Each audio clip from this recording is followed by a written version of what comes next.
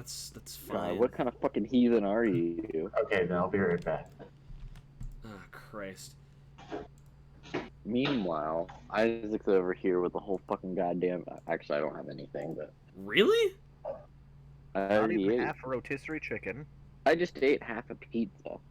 Well, yeah. Yeah, fair. I put down... I mean, I have a Bush Light apple, but that's only because it was either I wanted something with a little bit of sugar, and my options were Bush Light apple, Guinness, water, or the world's thickest chocolate milk that might as well be a fucking goddamn milkshake. I think Well, that I've gone with the latter. I think that Bush Light is like the most stepdad beer ever. Oh, yeah. But, dude, Bush Light apple is so good though because it's like I don't think we even like it's not quite a beer, but it's not quite a cider. It's like in between. Like it's not so overpowering that you're gonna get gut rot from the sugar, right. But it doesn't have like that light beer like piss taste. I don't think we really get Bush Light down past like the Mason-Dixon line. Honestly. We have no, Bush Light. We have Bush Light. I Tyler. never see Bush Light ever. We have 100% Bush Light. Maybe Louisiana is just not tacky enough to have Bush Light. Your wife beater per capita ratio is not high enough. Let's not. We are recording now, by the way. But like, let's not jump to conclusions. Our wife beater per capita is quite high. I'm really angry about my state right now, dude. Some shit's going down in my city, especially. Our mayor's a fucking moron. Dude, same, except it's my governor. Like a comically a moron. He's like, I don't know how to put it. He's like if Dr. Doofenshmirtz wasn't good at science and also was in charge of a city. So he just... So Dr. Doofenshmirtz? Yeah, well, I mean, hey, Doofenshmirtz made some innators, okay? Like, he did make some things. Josh Guillory, yeah, I'll say his goddamn name, the mayor-president, dude is a fucking moron, and I swear, like, the only thing he does is sit in his house and be like, "Meh, today I will bring woe upon the entire tri-state area, meh." Like, it is shameful, and I hate him. That's Josh Guillory. He lives at 123. Hey, okay. That motherfucker. Dox that motherfucker. Are we gonna dox your mayor in this recording session? Can I dox my governor on this recording section? Yep, we have. I'll look up his address and start talking now. We've doxed people, and now all of 4 more people, maybe someday, have this information.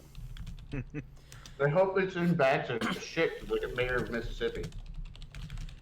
20 years down the road, whoever's just living in that house just gets bags of shit, and they're like, "What the fuck?" I do want to. Get the tenant's mail. I would very much like to tell everyone about how someone protested and threatened Mayor Josh Guillory's life recently, where they committed the heinous crime of setting up a grill outside of his house and making some pork chops. He called the cops on them. Oh no! Yeah, I know, right? It's like, oh no, prime ribs. Our mayor. You're fucking kidding me. No, I'm not. Our mayor's just a sleazy scumbag. He has like 3 different women that that had rape charges against him. This is our podcast where we play D&D. Yeah. I'm just making sure to remind everybody because we're like 10 minutes in. And they all have NDAs, and their cases suddenly went away after signing those NDAs. Fancy. Imagine. That's like half your town, dude. 3 women and the mayor. Hey, I would like to also mention that there are protests at City Hall not far from me, and guess how they're protesting? They brought some grills out, and they're just fucking grilling away, baby.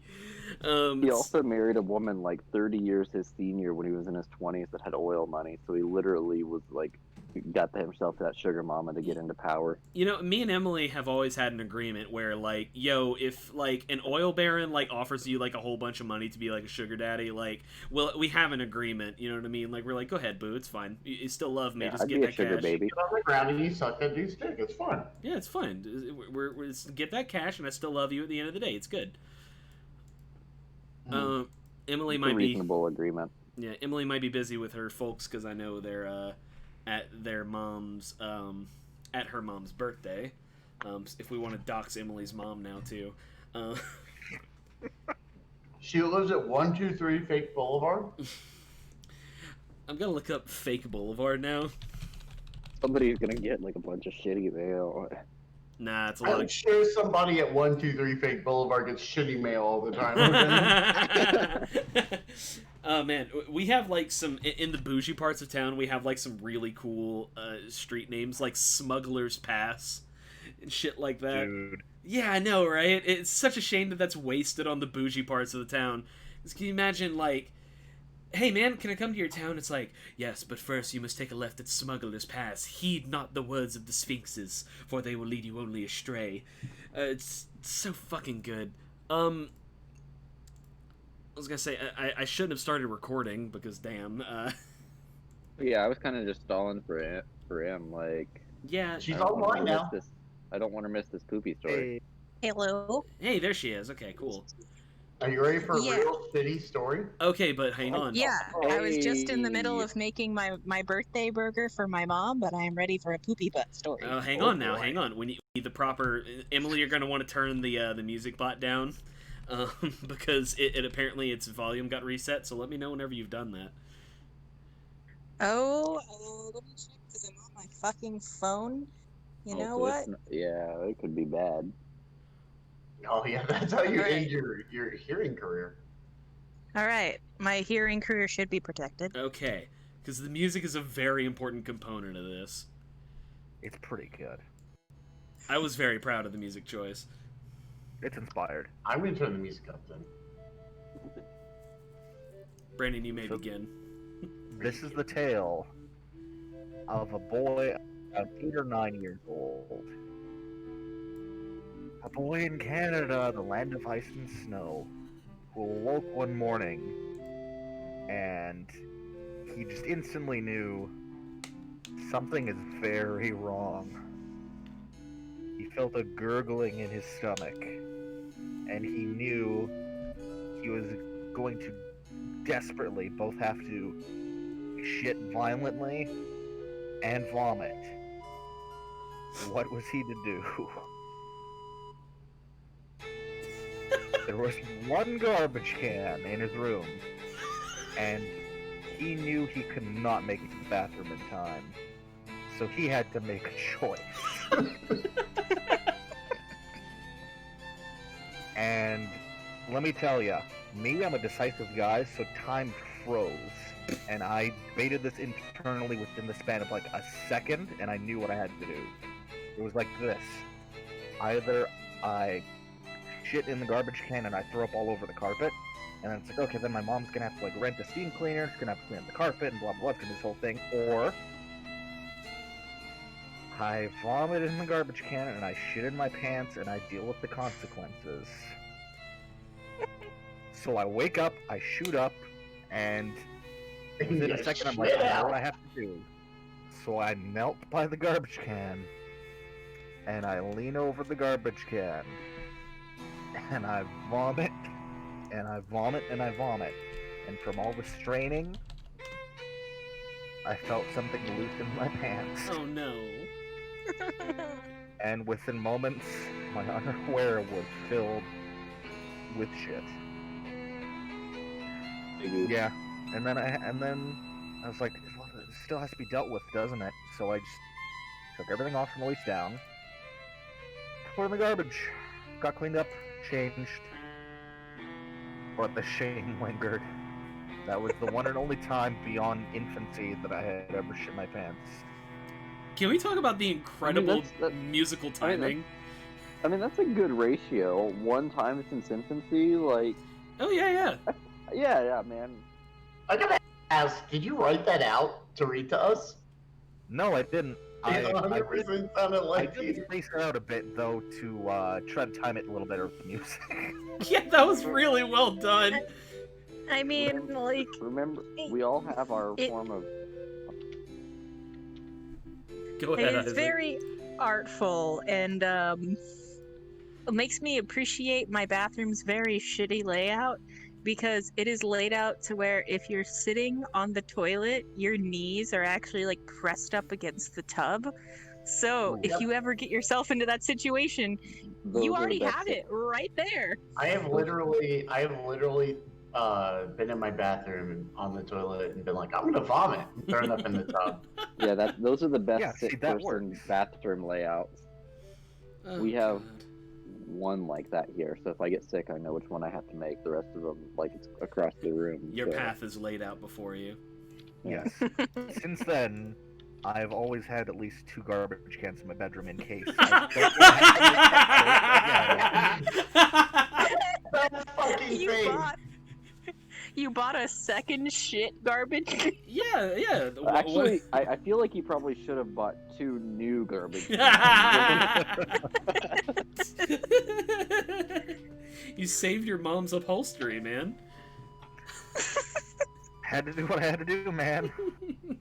I think you made the right choice too, mostly because I don't want to clean shit out of a garbage can. Yeah. So Yeah. You just throw the don't mind about garbage cleaning can. vomit off the floor, but shit out of a garbage can is probably where I draw the line.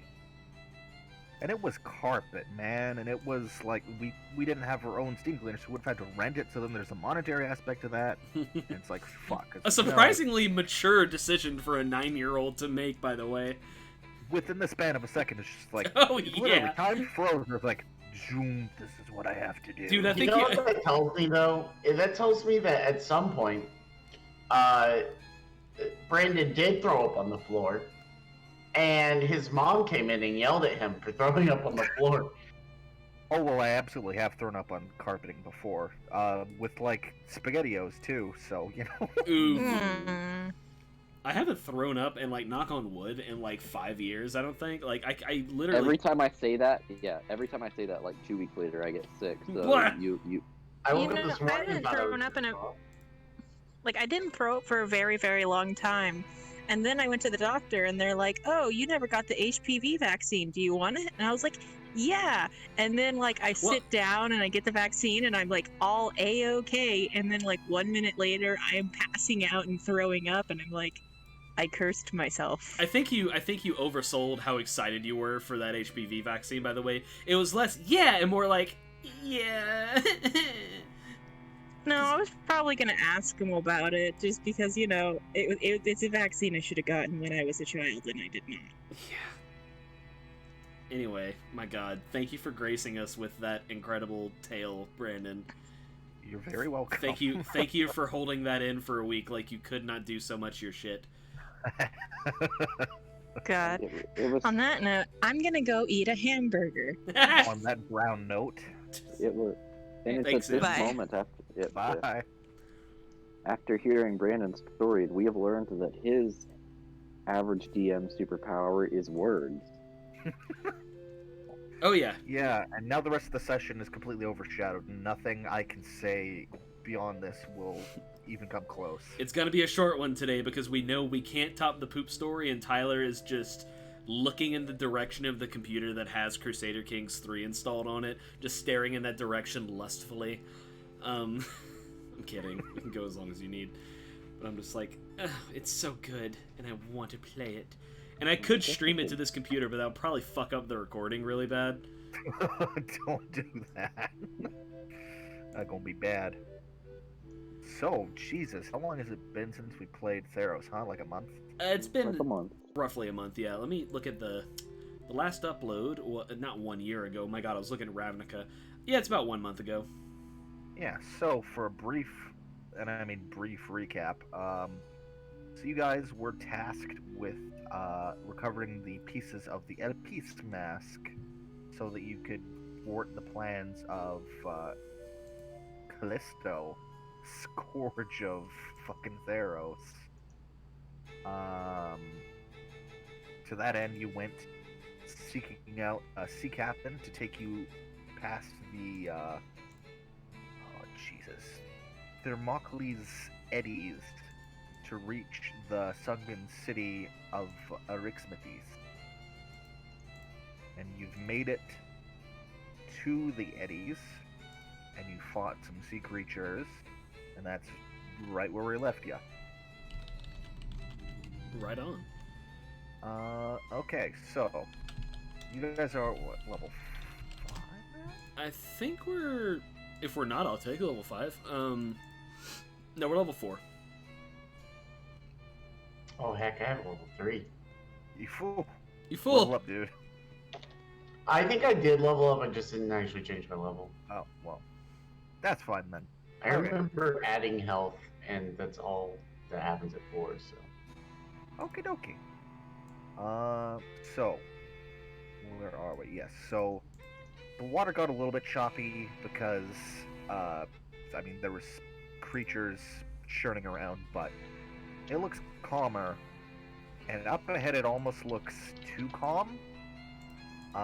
Your captain, Captain Argon, is going to tell the crew, we're entering the eddies now.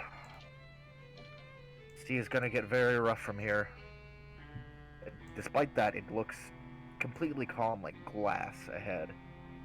However, as soon as you hit that water, the ship starts being thrown like a nutshell in a torrent.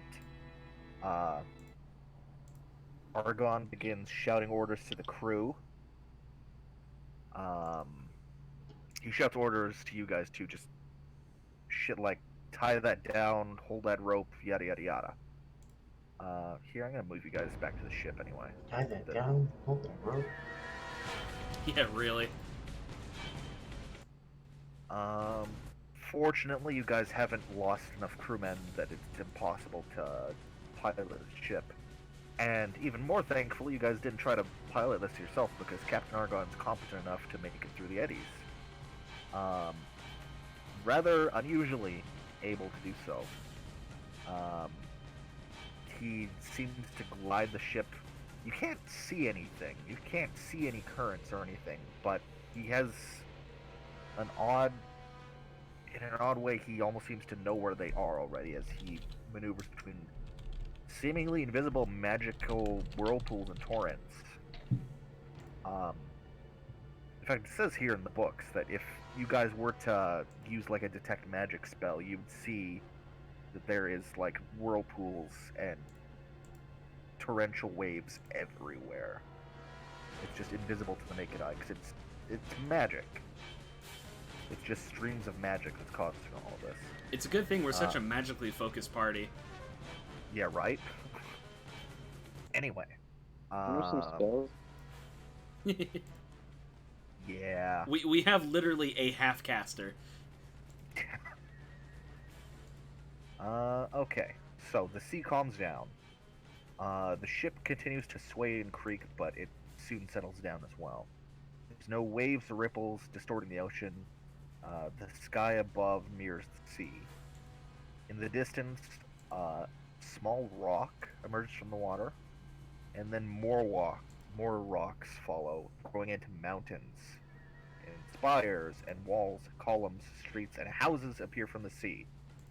An entire city emerges from the ocean. Here, I'll pull up a quick little picture for you guys. I'll throw it in the Discord. Boop. There's a Ricksmithies. Ew. He's a big boy. Gotta say, awful idea to just build a city on a kraken. Yeah, it'd be like that though. This is Theros, man. You guys should have thought about that. Well, the myth is, it was a city on the land, but a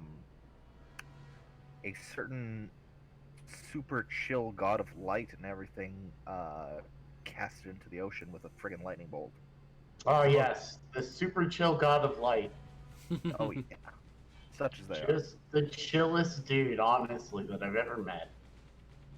There does appear to be a harbor in the city, which Argon is going to be shouting orders for people to make ready to dock. And again, I won't make you guys roll insight or anything, but it's uncannily like this guy has been here before. Probably where he died. I mean, you can ask him. The first thing I want to do is I want to turn to my Leonin bro, who I have not forgotten, mind you. Homeboy that just, like, went off on those sea creatures and be like, you fight good. And that's it. Fight good. I don't even think I recorded his name. I'm pretty sure I pulled up a random name for him, but His name just changes every time we talk to him. it might. It might have to. Okay. Regardless of whatever the hell his name is, you guys are going to pull into a port that looks like perfectly functional, albeit everything from the dock and the buildings are all, of course, dripping, pouring water as the city has just resurfaced. The other crewmen are gonna, tie off at the dock. And will you guys disembark? No, we're good. We can go back home now. Yeah, I've seen enough. I can. No, Mungark will stretch and be like, Mungark has been at sea for far too long. Step off the boat. It's been about a week. Yeah, that's too long. Yeah. It kind of is for landlubbers, yeah. Let's hope. I am. Go ahead. I am a lover of land, all right. Well, let's hope that it stays above sea level a little bit longer this time. I'm gonna hop off the boat as well. I assume Klonos does the same. So hopping onto the docks, you can see that there's like clams and seaweed covering the ground and walls and roofs. You can see people now that are kind of stepping out of their houses and stuff. Okay. Out of their houses? Yeah. There are people here. Mostly it looks like merfolk. I was about and to also say. Tritons. Yeah, no. It's not going to be like humans and shit. No, this is 100%, you need to be amphibious to live here. You see people right now mostly like raking seaweed out of their gutters and shit. There's like crews of kind of grunge. Well, everyone looks a little grungy because they're friggin' gross fish people, but there's some with like rags that will sort of scoop up bundles of kelp and seaweed with nets, and they'll just kind of scurry away with them. Some people from their houses will like chase these people off, but I mean they'll find more to make off with from other people who don't seem to care. So yeah, but for all intents and purposes, it looks like a city. Some of the houses closer to the center of the city look like they're made from marble, but most of them, especially on the outer periphery, look like they're made from coral. Some of the roofs actually have like living stalks, is that the proper term? Whatever, of coral jutting out from them, of varying colors. Aren't they like fronds of coral? I don't know. Fronds? Maybe.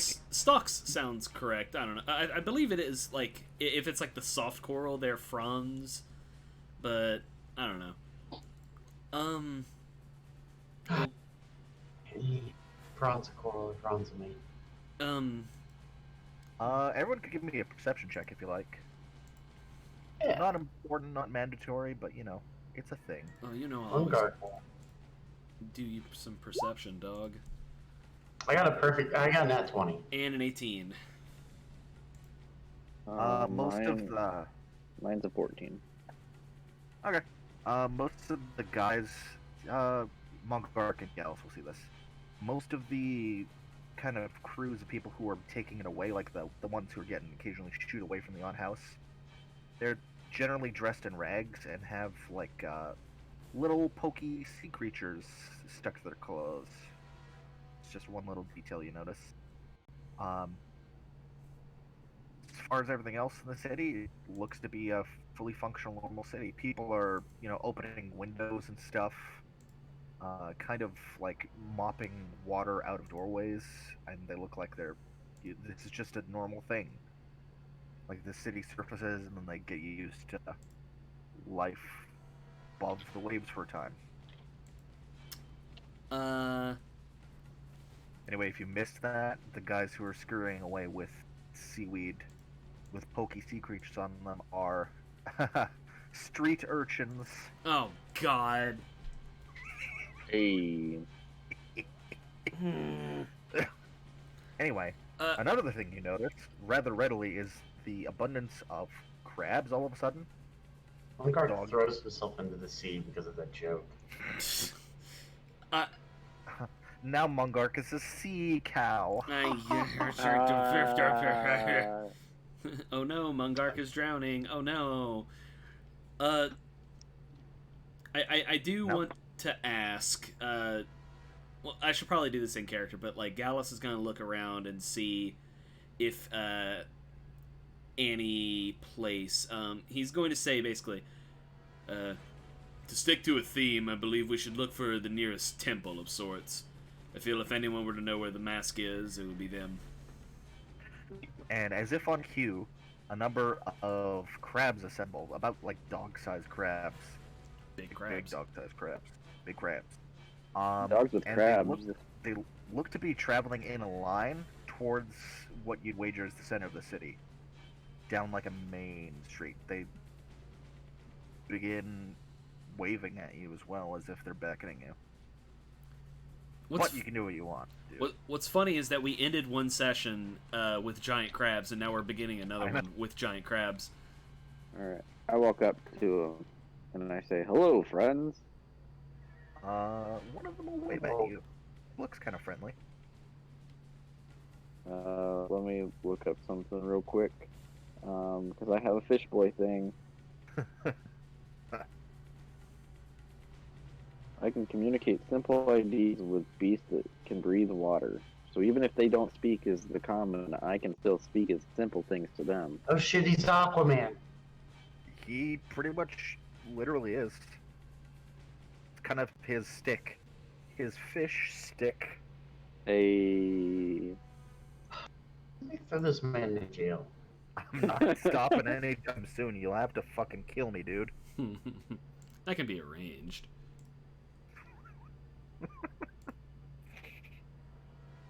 But yeah, no, I say, "Hello, friends."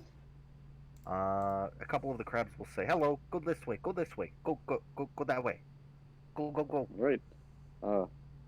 My little crustacean friends say that we should go this way. One of them says, "No shit." Well, Don't tell the party.